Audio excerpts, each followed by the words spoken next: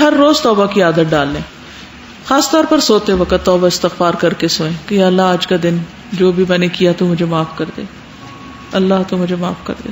توبہ کے نفل خاص طور پر نبی صلی اللہ علیہ وسلم نے فرمایا جو بندہ بھی کوئی گناہ کر بیٹھے اور پھر اچھی طرح وضو کر کے کھڑے ہو کر 2 رکعت نماز پڑھے اور پھر اللہ سے معافی مانگے تو اللہ تعالیٰ اسے بخش دیتا ہے. یعنی اگر کوئی ایسی غلطی ہے جو دل پہ بہت بوجھ بنی ہوئی تو اسپیشل نفل پڑھ لیں.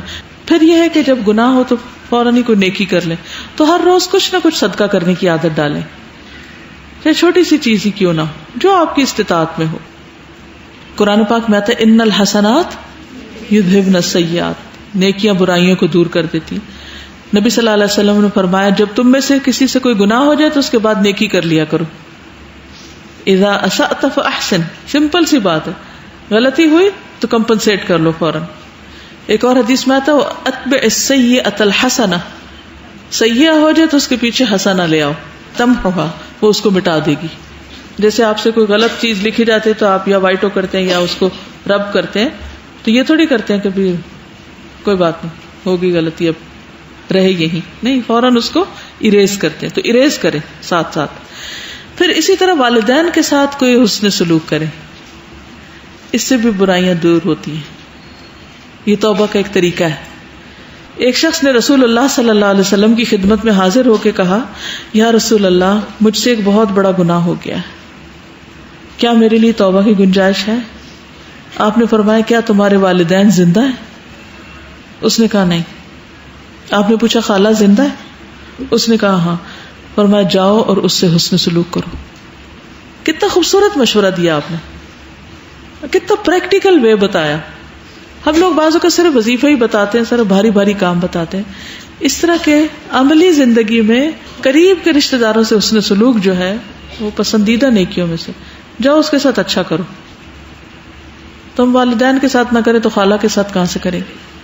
سوچئے کب آپ نے اپنی کسی خالہ کے ساتھ کوئی اچھا سلوک کیا تھا. پھر اس کے بعد اذان کا جواب دینا, یہ روز آپ کے پاس موقع ہوتا ہے.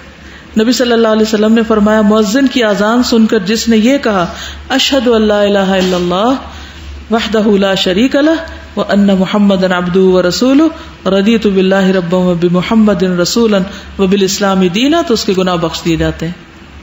ٹھیک ہے, کلمہ شہادت اور رضیت باللہ ربا پڑھ کے اس سے بھی 7 روز گناہوں کی بخشش ہوگی. پھر وضو کرنا گناہوں کو گراتا ہے. مسجد کی طرف قدم اٹھا کے جانا, نماز کے انتظار میں بیٹھنا, سب گناہوں کی بخشش کا ذریعہ. پھر فرض نمازوں کی ادائیگی, پھر جمعہ کی نماز, پھر آدھی رات کی نماز, پھر عمرہ کرنا. ایک عمرے سے دوسرے عمرے تک کے بیچ کے گناہ معاف ہو جاتے ہیں. اسی طرح 2 حج کے بیچ میں, 2 جمعوں کے بیچ میں, 2 رمضان کے بیچ میں جو گناہ ہوتے ہیں وہ اگلے رمضان میں, اگلے حج میں, اگلے عمرے میں, اگلی نماز میں, اگلے وضو میں معاف ہوتے ہیں. تو وہ اللہ تعالیٰ نے مختلف کام اسی لیے ہمارے لیے رکھے ہیں تاکہ ہم ان سے فائدہ اٹھائیں. پھر حجر اسود اور رکن یمانی کو چھونا, وہ بھی گناہوں کے گرانے کا ذریعہ ہے.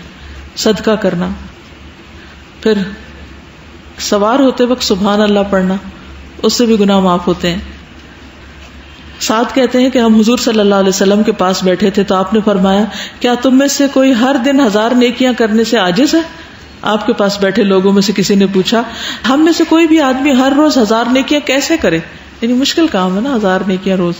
آپ نے فرمایا جو آدمی 100 مرتبہ سبحان اللہ پڑھتا ہے اس کے لیے 1000 نیکیاں لکھی جاتی یا اس کی 1000 خطائیں مٹا دی جاتی. تو انسان جب یعنی تسبیح کرے اس وقت بھی, سواری پہ بیٹھے اس وقت بھی, نماز کے بعد تسبیح کرے, یہ ساری تسبیحات جو ہیں بیسیکلی گناہوں کو گرانے کا ذریعہ ہے. اور پھر خصوصاً اگر اچھی طرح وضو کر کے دل میں کوئی باتیں نہ کرے, اور وہ 2 نفل جو ہیں وہ بھی گناہوں سے معافی کا ذریعہ. اب دیکھیں جب ہم کوئی کام کرنے لگتے ہیں نا تو ذرا شعوری طور پہ کریں نا تو اس کا لطف کچھ اور ہوتا ہے. ویسے آج صبح جب میں فجر کی سنت پڑھنے لگی تو مجھے وہ حدیث یاد آ گئی کہ فجر کی یہ 2 رکعتیں جو ہیں یہ دنیا و مافیہ سے بہتر ہیں. تو میں نے کہا کہ اگر اس وقت مجھے کوئی کہے کہ چلو تم فلاں جگہ اور تمہیں یہ اور یہ ملے گا تو اس وقت میں کیا کروں گی اور کس شوق سے جاؤں گی, اور یہاں میں کس شوق سے پڑھ رہی, کیا واقعی میں اس یقین کے ساتھ پڑھ رہی ہوں کہ دنیا کی ہر چیز سے بہترین ہے یہ 2 رکعتیں؟ کیا میرے اندر یہ یقین ہے؟ تو اصل بات یہ کہ بہت سے عمل ہمیں پتا ہوتا ہے، ہمیں یقین نہیں ہوتا، اس لیے ہم کرتے نہیں ہیں ان کو. ٹھیک، تو یہ تھوڑا تھوڑا احساسات اپنے جگایا کریں کام کرتے وقت. صرف ایک روبوٹک وہ مشین نہ بن جائے کہ اب یہ کر لیا تو یہ کر لیا تو یہ کر لیا تو یہ کر لیا، نہیں. یعنی کسی وقت اس پہیے کو ٹھہرا بھی لیا کریں، رک کے سوچا بھی کریں، اپنے احساس کو تازہ کیا کریں. اب اذان کے بعد جواب تو دیتے ہی ہیں، لیکن ذرا کسی وقت کہ میرے گناہ معاف ہونے کا وقت آ رہا ہے، ذرا میں توجہ کر لوں، بوجھ ہٹانے کا وقت آ گیا. ہر روز دل پہ بوجھ پڑتا ہے نا کسی نہ کسی چیز کا، یا کوئی ہمیں کچھ کہہ دیتا ہے تو بوجھ پڑتا ہے، یا ہم کسی کو کہہ دیتے ہیں تو بوجھ پڑتا ہے. دونوں صورتوں میں پڑتا ہے یا نہیں. یہ تو نہیں ہو سکتا کہ آپ سارا دن کسی کی شکل نہ دیکھیں، تو دیکھنی پڑے گی. اور یہ بھی نہیں ہو سکتا کہ آپ کسی سے بات کریں تو کوئی اونچ نیچ نہ ہو، وہ بھی ہو جاتی ہے، بھول نہ جاتے ہیں ہر وقت ہم. تو ہوتا ہی رہنا ہے روز. تو پھر روز ہی صفائی بھی کرنی ہے، روز نہانا ہے، ہر روز. یعنی یہ نہیں کہ یہ کچھ چند ریچولز ہیں مخصوص وقت میں کیے اور بس توبہ ہو گئی اور اب پھر دوبارہ سے شروع کر دیں.